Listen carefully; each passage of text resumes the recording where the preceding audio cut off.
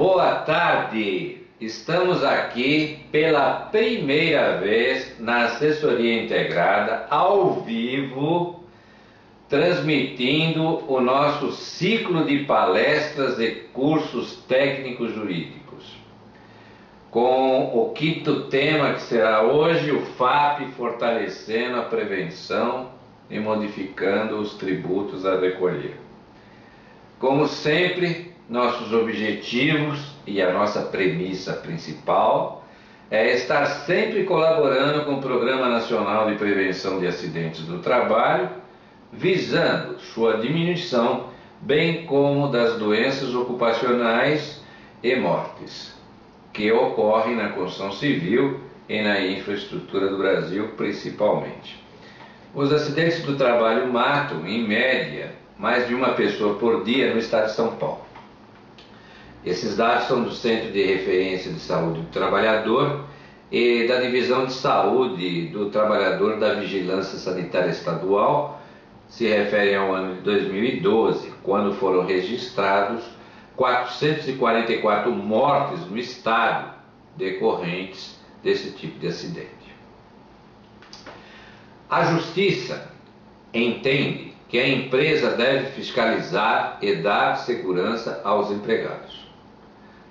O auditor do trabalho está obrigado a autuar pelo descumprimento das normas e notificar para que sejam providenciados em prazos curtíssimos os ajustes necessários.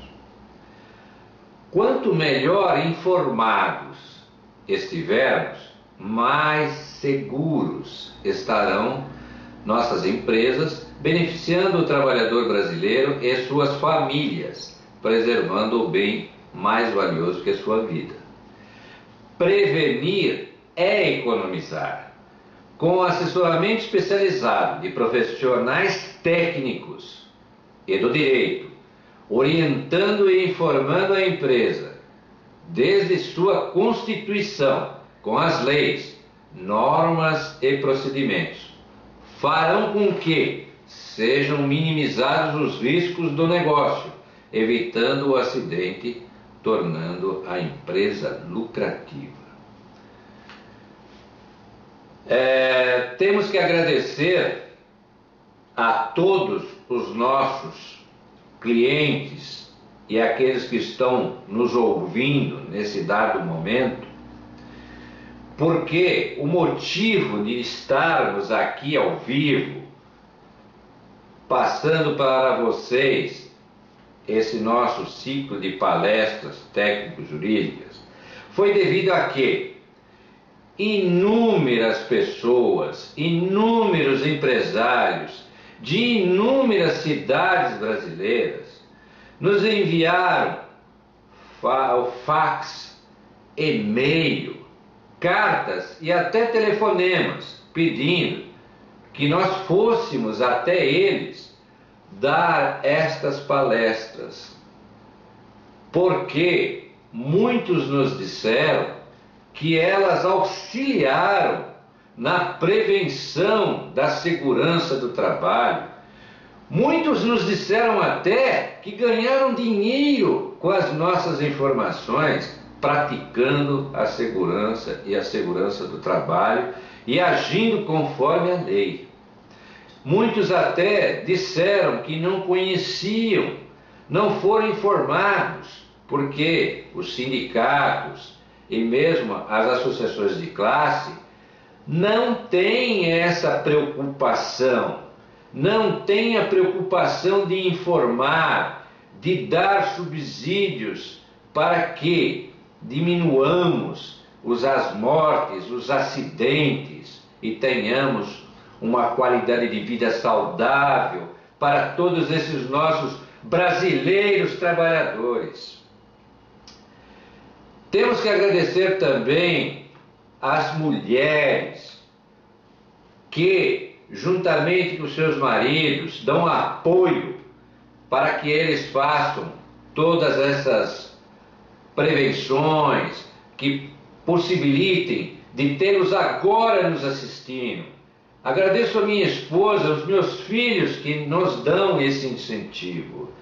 Em particular, quero agradecer aos amigos e aos colegas do curso de pós-graduação da Universidade Mogi das Cruzes, juntamente com a Escola Paulista de Direito, as quais hoje estão aqui, inclusive, e deverão participar de uma mesa redonda, respondendo às perguntas dos internautas.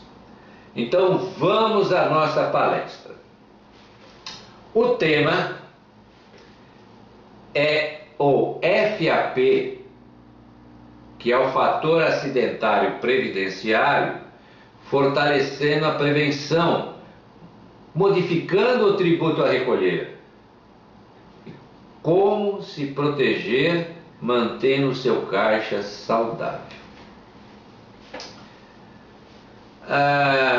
O FAP é um índice percentual do INSS, que penaliza o empresário aumentando o seu seguro acidentário, o SAT.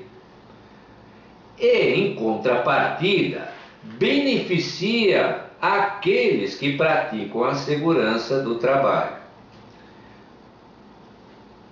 Com a adoção dessa metodologia, a incidência da alíquota do SAT de 1, 2 e 3%, aplicada sobre as folhas de salários pagas pelas pessoas jurídicas, poderá ser reduzida pela metade se a empresa investir em segurança e não tiver acidentes, ou poderão ser acrescidas de 100%, de acordo com as estatísticas de acidente do trabalho registrada pelas empresas.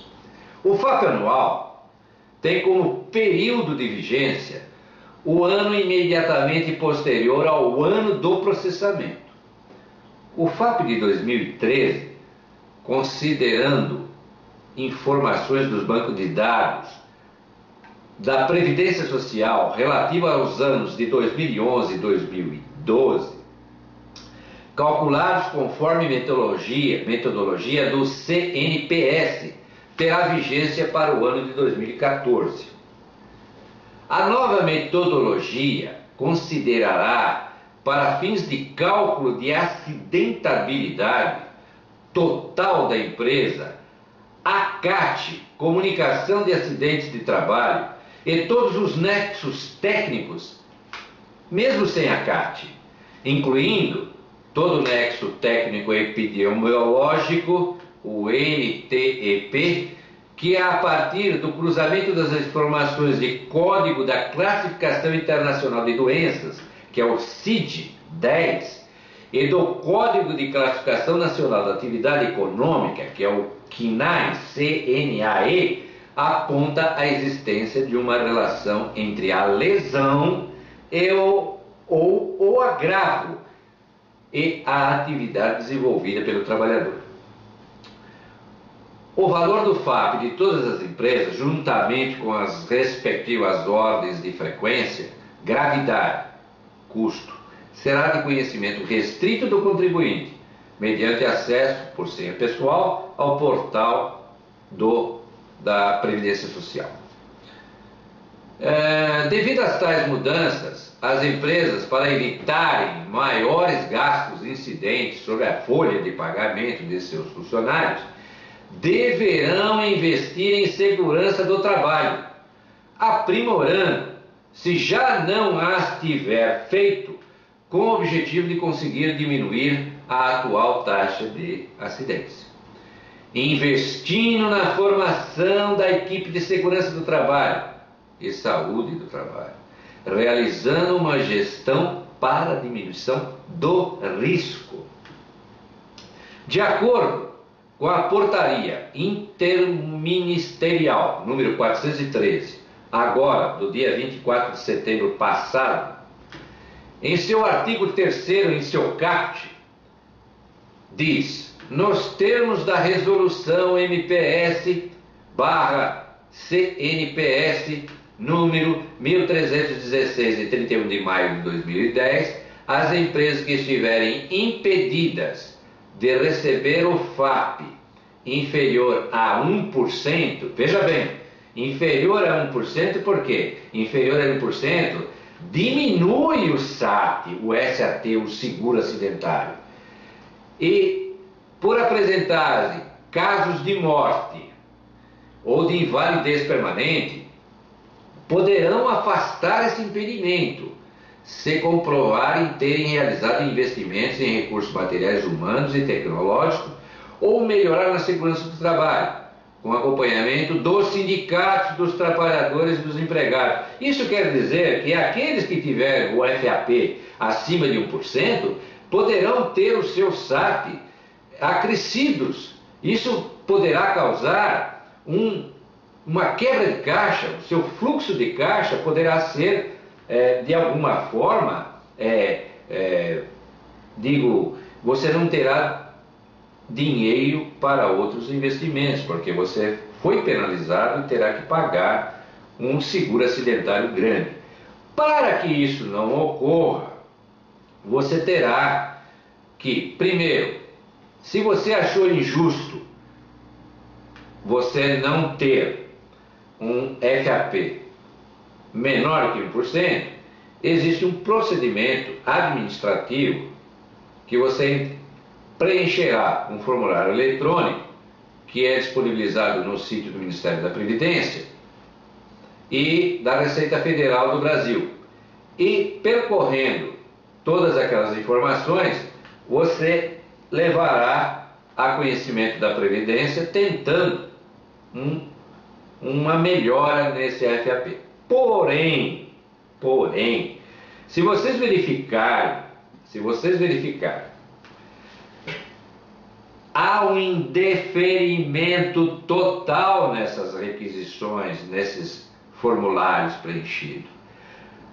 A Previdência não está aceitando as argumentações pura e simplesmente. Então o que você terá que fazer? Você terá que investir na segurança do trabalho. E para que você invista, existem alguns pontos que você deverá verificar para que o seu acidente, os seus problemas que você tem na sua empresa sejam diminuídos, que serão. Observamos que os sindicatos de todas as categorias terão uma grande responsabilidade na área da segurança e saúde do trabalhador, onde deverão ter departamentos de segurança e saúde do trabalhador. As empresas necessitarão da anuência dos sindicatos patronais e dos trabalhadores para provarem seus investimentos em segurança e saúde dos trabalhadores e reduzir assim o pagamento do FAP. Os investimentos em segurança no trabalho irão gerar economia se as medidas adotadas serem consistentes. Como? Teremos que fazer um diagnóstico das áreas críticas de onde provém os afastamentos por acidente ou doença do trabalho, mitigando os riscos detectados e acompanhamento dos resultados. Temos que fazer uma gestão eficiente dos afastamentos e das CATs, verificando as causas e se era motivo para serem emitidas. Teremos que elaborar subsídios para o perito médico e o perito da Previdência Social. Temos que dar a eles o ponto de vista da empresa sobre o afastamento. Devemos conhecer os locais das ocorrências a hora que ocorreu o dia. Ou seja, temos que ter todas as informações da perícia e ter consistência do que se afirma nesses subsídios. Temos que contestar em tempo hábil os benefícios B91, quando igualmente se souber em tempo o local da agência prolatora do benefício e se dispuser de argumentos sólidos para a contestação. Muitos dão afastamento para o empregado sobre o item B91, e esse item trata de doenças virais, que muitas vezes não é compatível com o que é o negócio da empresa.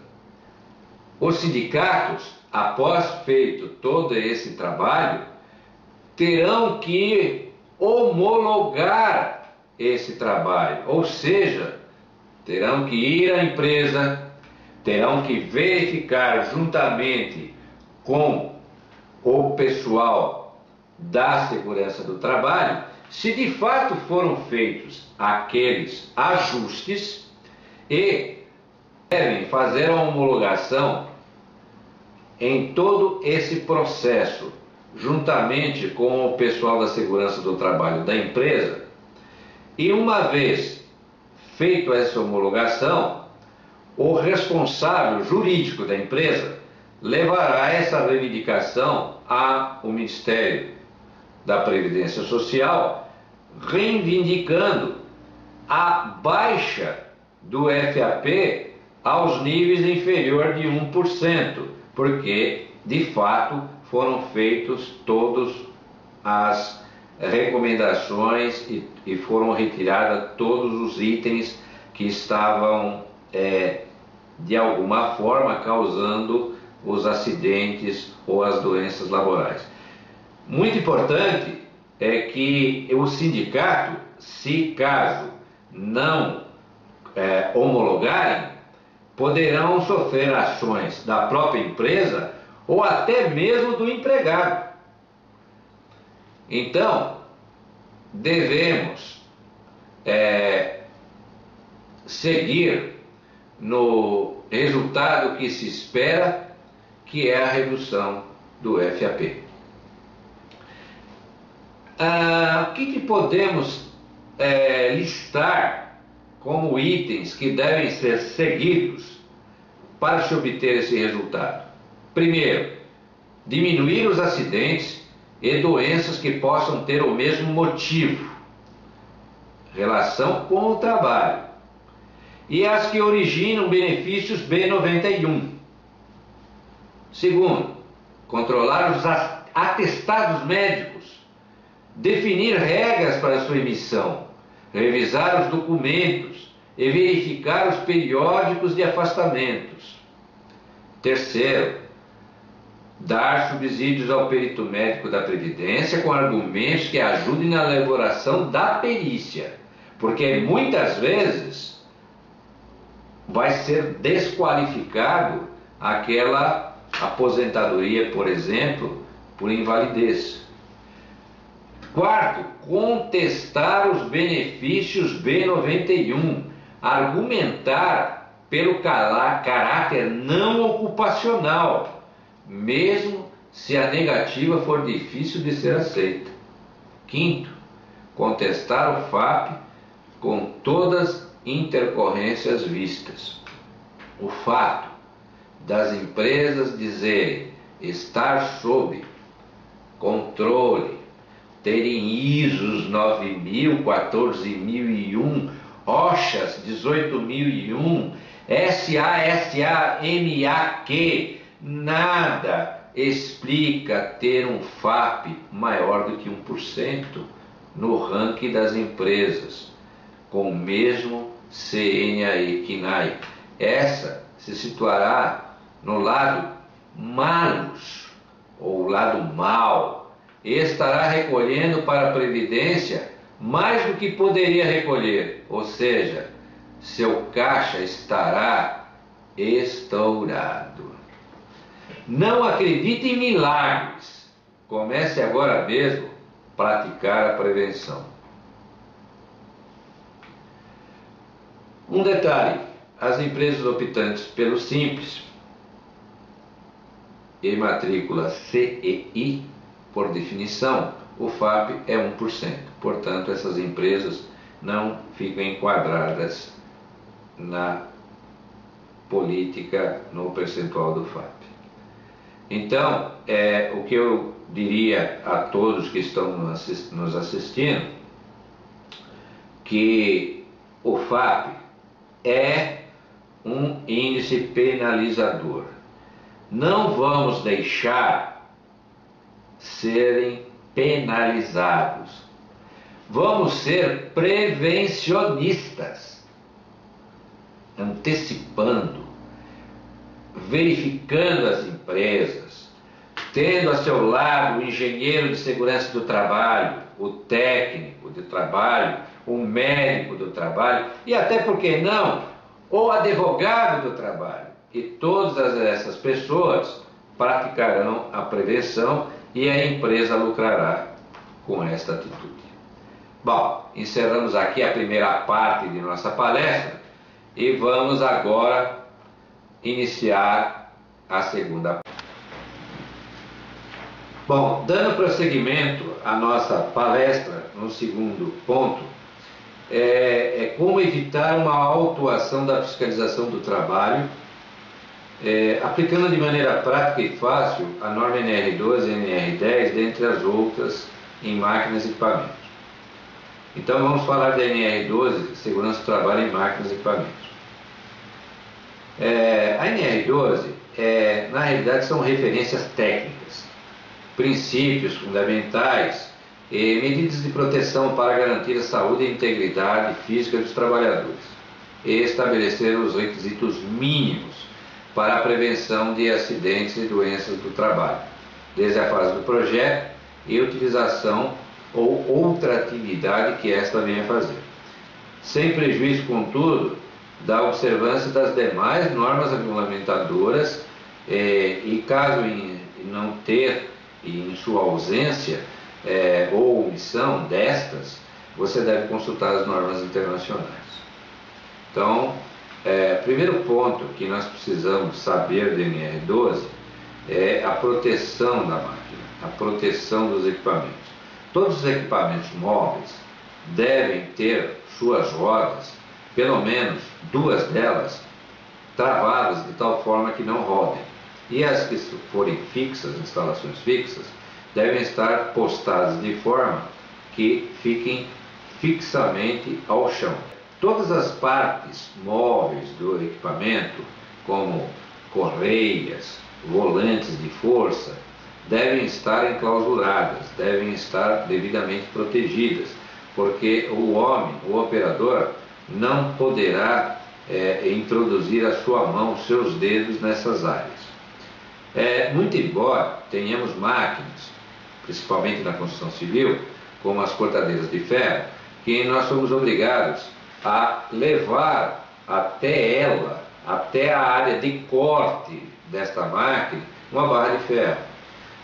Mas não que a mão do operador vá na área de perigo, mas nós devemos ter situações que nós façamos alguma proteção móvel, que quando eu estou abastecendo esse equipamento, essa proteção esteja numa posição tal que me impede de operar o equipamento.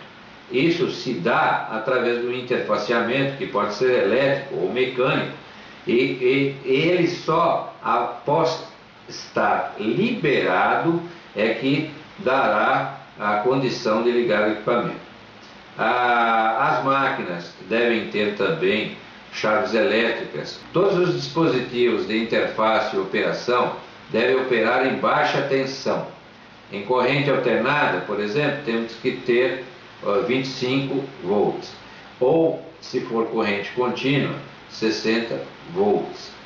E possibilitar dispositivos de parada de emergência, que é o tal do botão de pânico, né? Que caso o equipamento seja operado de mais de um lado, cada ponto de operação deverá ter o seu botão de pânico. E muito importante que essas chaves elétricas não podem ser armadas automaticamente, deverão ser resetadas manualmente. Todas aquelas chaves antigas que nós conhecemos, chaves de faca, chaves que se usavam, vamos dizer, há anos atrás, estão proibidas. Uma chave muito conhecida é a chave Lombardi.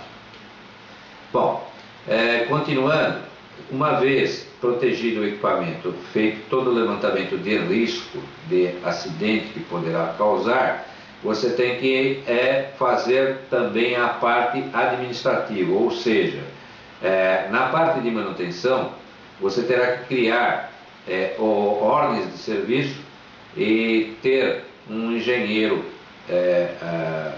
com aquela qualificação do equipamento, se for uma máquina mecânica, um engenheiro mecânico, que recolherá uma ART dando conformidade que aquela manutenção realmente foi feita e está feita. Todo o operador desta máquina deverá ser capacitado, e quem o capacitará é o engenheiro, no caso é o legalmente habilitado por lei, que tem o seu CREA, que dará a supervisão no treinamento deste elemento que será o operador da máquina. Além disto, você deverá formar uma pasta, um dossiê desse equipamento, contendo todos esses documentos, inclusive o manual de operação e manutenção do equipamento.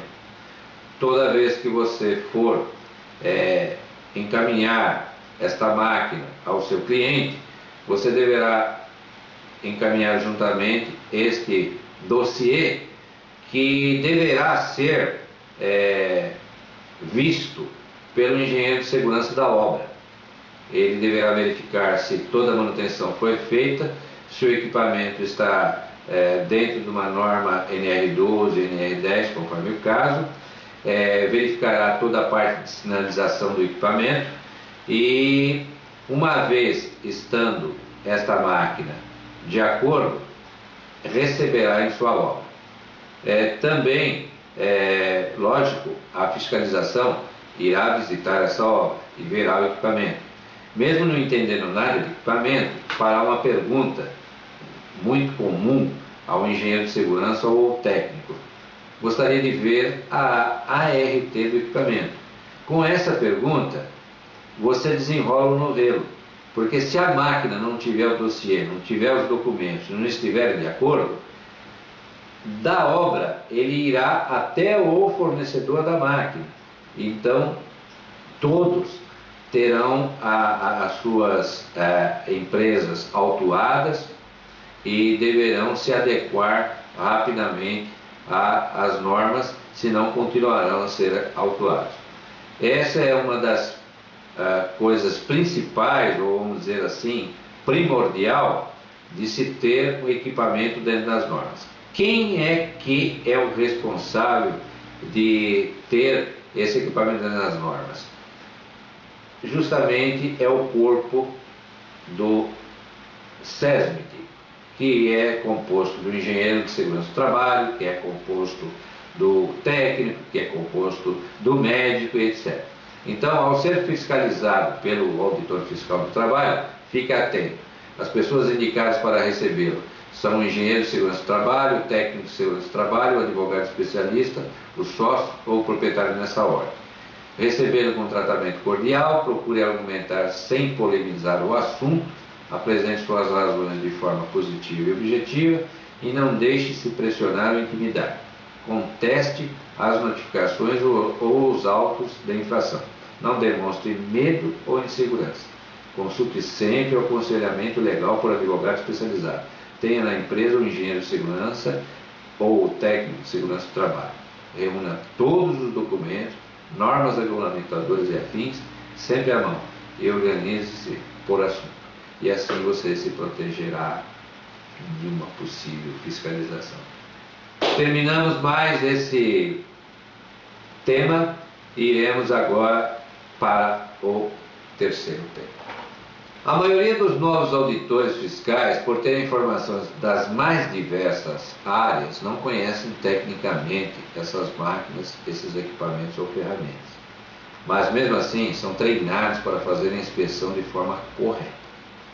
A maioria deles, que não conhecem nada de bens móveis, ao verem no canteiro de obra máquinas ou outros bens móveis, farão esta pergunta ao engenheiro ou ao técnico de segurança do trabalho: onde está a ART recolhida do engenheiro mecânico, no caso de máquinas mecânicas, responsável pela conformidade das manutenções à vida dessas máquinas? Pode ser betoneiras, serras, rompedores, máquinas de solda, bombas de argamassa, geradores, andaimes e suas modalidades e outros bens móveis. Se esse documento estiver junto à pasta do bem móvel, é porque o locador sabe alugar corretamente dentro das leis, e os profissionais de engenharia e segurança do trabalho fizeram um bom aprendizado, onde foi-lhes dado todas as orientações devidas. Ou a assessoria técnica já os instruiu corretamente como se devem receber esses bens alugados, sem risco de serem autuados ou até poderem vir causar acidente na obra, onde todos irão responder, não só na área de trabalho, mas também na área civil e criminal. Terminamos aqui mais essa segunda parte e daqui a pouco iremos para a terceira parte. Continuando, iremos à terceira parte de nossa palestra: como alugar dentro da lei, fazendo os contratos com garantia de que irá receber o aluguel e poder realizar a execução sem riscos de perder a causa. Alugando bens móveis.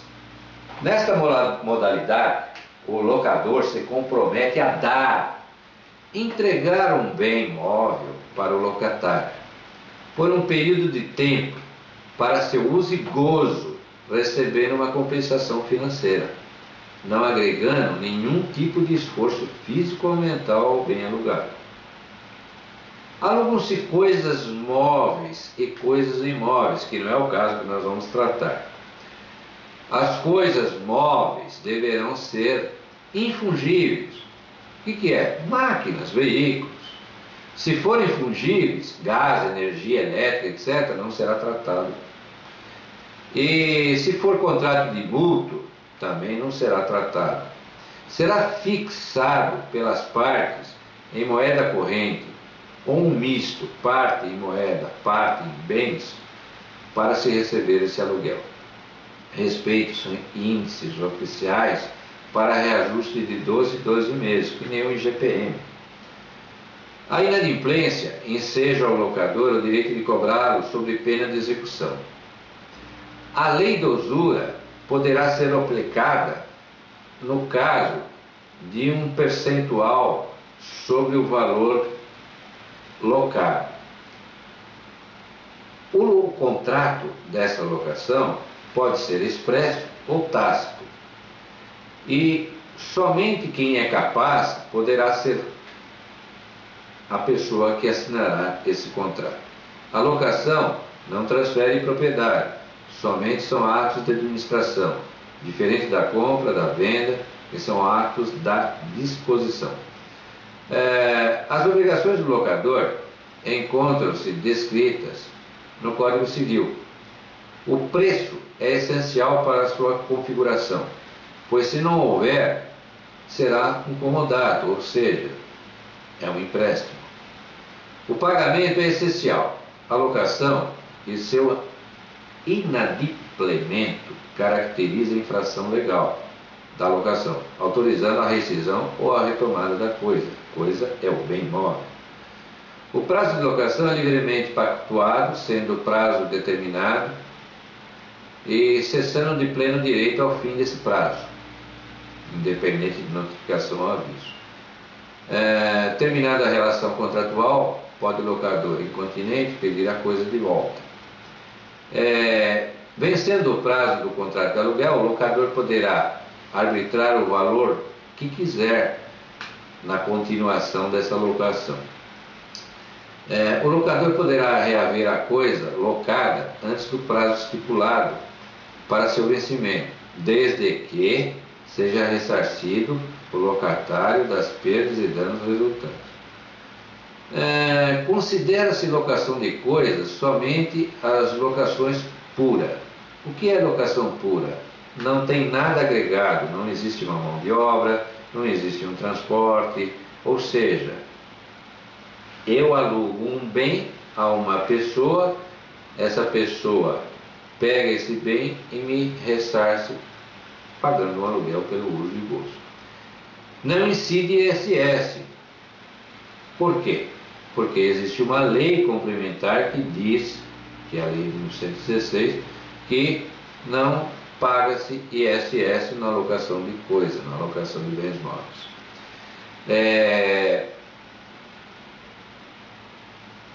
Se você fizer um uso indevido com uma outra finalidade do bem que está se alugando, o locador poderá ingressar com uma ação para que o locatário cesse ou se abstenha do uso indevido. Por essa razão, os serviços de locação de bens móveis não estão mais no campo da incidência do ISS e são atividades que não constam na lista de serviços. O que protegerá essa locação de bens móveis é o contrato efetuado entre as partes. Protegerá seu bem no caso de um furto. O contrato, no caso da locação de bens móveis, é um título executivo extrajudicial que é aceito pelo juiz para se cobrar uma inadimplência. O objeto do contrato deverá estar muito bem descrito, com as peculiaridades da locação, e ter o cuidado quanto à assistência no local da locação para não caracterizar prestação de serviço. Deve-se tomar cuidado de onde se instalará o bem, e um contrato bem feito, muito bem elaborado, dará a tranquilidade e a garantia necessária para que o negócio da locação prospere e cresça. Cada contrato deverá ter as suas características particulares de cada empresa de locação. Importante será relacionar todos os itens que compõem uma cesta de produtos para a locação, ou seja, relacione todas as máquinas, equipamentos, ferramentas, etc., juntamente com os seus descritivos básicos, número de patrimônio, etc., para que possa, através dessas informações, elaborar uma boa proposta de locação. Na proposta de locação, colocar tudo aquilo que identifica o produto, todos os dados do futuro locatário, onde será utilizado, e não economiza informação. Importante também é numerar o orçamento que farão parte do contrato de locação. Sempre é bom ter uma instituição que verifique o crédito, como o Serasa, por exemplo. Na locação de bens móveis, cobramos do locatário através de recibo, não se emite nota fiscal. O delito de duplicata simulada, caso você emita uma nota fiscal e faça uma duplicata, está em curso no Código Penal Brasileiro. A consumação do crime de duplicata simulada se dá quando essa duplicata entra em circulação. Importante, já como dissemos, deverá ser cobrado o aluguel do locatário através do recibo e no máximo com um boleto bancário sem instrução de protesto. Como as empresas muitas vezes necessitam de um aviso de cobrança, será interessante ter um papel onde conste os dados da locação, avisando que aquele aluguel estará sendo cobrado em determinada data, através do banco X ou pessoalmente. Então, terminamos aqui esta terceira parte de nossa palestra e daqui a pouco iniciaremos a última parte sobre dicas para receber um auditor fiscal do trabalho. Dando continuidade a nossa palestra, falaremos da quarta e última parte, dicas para receber um auditor fiscal do trabalho. Você deverá evitar custos pelo descumprimento de normas regulamentadoras. As empresas de locação de bens móveis, assim como todas as demais, estão sujeitas à inspeção do trabalho e são obrigadas a permitir a entrada do auditor fiscal em seus estabelecimentos, respectivas dependências e locais de trabalho, exibindo documentos e materiais para fins de inspeção. Quando vierem à vossa empresa, não fiquem apreensivos e tampouco demonstrem qualquer tipo de preocupação. Entenda que o auditor está em vossa empresa realizando um trabalho de inspeção, normas do trabalho, etc.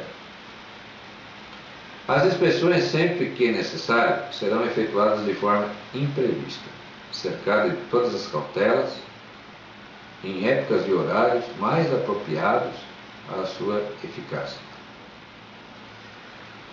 O locador deve solicitar, sempre que receber um auditor fiscal, primeiramente sua credencial, verificar que se de fato ele é um fiscal. O responsável pela locadora, o técnico, o engenheiro, ou mesmo o advogado, o gerente ou o próprio dono, devem acompanhar o auditor na visita e deixá-lo à vontade, respondendo só o que é perguntado, assim como os empregados. Caso algum empregado se recusar a responder, por sua livre decisão, alguma pergunta do auditor, pergunte ao auditor se haverá uma outra oportunidade para essa resposta. Se não souber responder alguma questão na hora, diga que os dados serão fornecidos em breve, assim que consultar os responsáveis pelos setores. Anote o nome dos empregados entrevistados, as perguntas feitas, as respostas e tire fotos. Ao fim da inspeção, os auditores fiscais fecharão seus relatórios e alguns fazem uma reunião na própria empresa, solicitam os documentos necessários e entregam notificações. É muito importante que nesta visita que você tenha à sua empresa, que 3 pessoas acompanhem nesta visita. Evitará que haja qualquer motivo de uma palavra indevida, né? E verifique se a documentação está em conformidade com as ANS. Consulte a CLT, a legislação da Previdência Social, as convenções da OIT e demais documentos legais. É muito importante se ter na empresa a CIPA ou designado, os relatórios do PCMSO, Programa de Controle Médico de Saúde Ocupacional, o PPRA, Programa de Prevenção de Riscos Ambientais, e agora o LTCAT, que voltou. Os auditores fiscais, particularmente os que estão iniciando a carreira, têm as mais diversas profissões, não conhecem a fundo o assunto e seguem o manual de orientação dos treinamentos. Faça um checklist, avaliando diversos ambientes, tipos de atividades, meios de acesso, movimentações, transportes, medidas de proteção, equipamentos, máquinas, instalações elétricas, ferramentas, EPIs, EPCs, sinalizações, água, organização e limpeza. Os autos de infração dobram o custo fiscal imposto à empresa, independente do nexo técnico epidemiológico previdenciário, em que a empresa terá que provar que as doenças e os acidentes de trabalho não foram causados pela atividade laboral desenvolvida pelo trabalhador. Pois, caso contrário, o nexo epidemiológico determinará automaticamente que se trata de um benefício acidental. Ao ser fiscalizado pelo auditor fiscal do trabalho, fique atento. Primeiro, as pessoas indicadas para recebê-lo deverão ser o engenheiro de segurança do trabalho, o técnico de segurança do trabalho, o advogado, especialista, os sócios ou o próprio proprietário, sempre nessa hora. Receba-o com tratamento cordial. Procure argumentar sem polemizar o assunto. Apresente suas razões de forma positiva e objetiva. Não se deixe pressionar ou intimidar. Conteste as notificações ou os autos de infração. Não demonstre medo ou insegurança. Consulte sempre o aconselhamento legal por advogado especializado e tenha na empresa um engenheiro de segurança ou o técnico de segurança do trabalho. Caso não os tenha, contrate-os através de um contrato de terceirização, mas sempre tenha o engenheiro de segurança ou o técnico. Reúna todos os documentos, as normas regulamentadoras e afins, e tenha sempre à mão e organize por assunto. Então, terminamos aqui o nosso quinto tema dessa palestra. Ficamos agora no aguardo das suas perguntas, que já estão chegando aqui, nós estamos vendo aqui pela internet, e várias perguntas já foram feitas. E daqui a pouco entraremos com uma mesa redonda. Muito obrigado a todos, até mais.